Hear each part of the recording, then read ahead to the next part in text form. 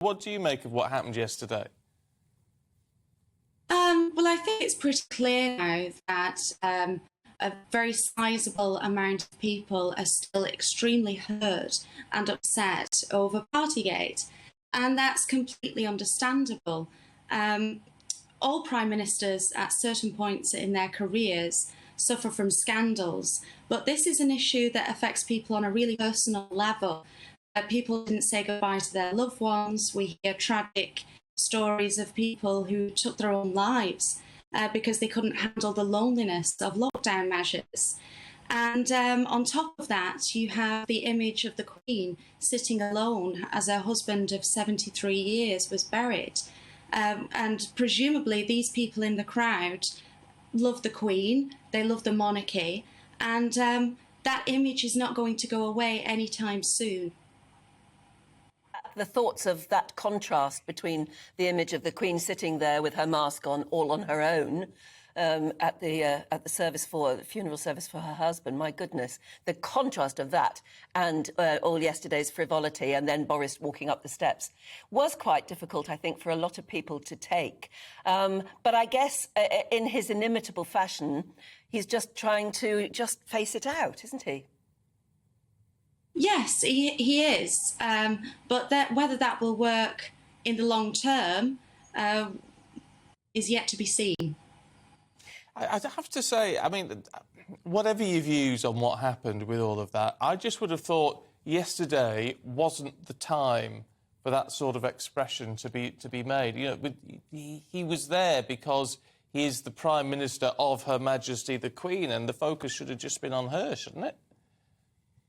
I think that's correct. I think it's a joyous occasion, and I think it's quite sad that we've got to a point where people are expressing themselves in such forthright and angry terms in public, whether that's a case of hangover from Brexit, whether it's to do with COVID, or even things like social media or reality TV. We have to accept that that's a part of life now, and people really are getting used to behaving like that in public. But I do think it's quite troubling, yes. I mean, it is said in many of this morning's newspapers that basically his message is, you can't win a general election without me, so you'll just, have to put up with me.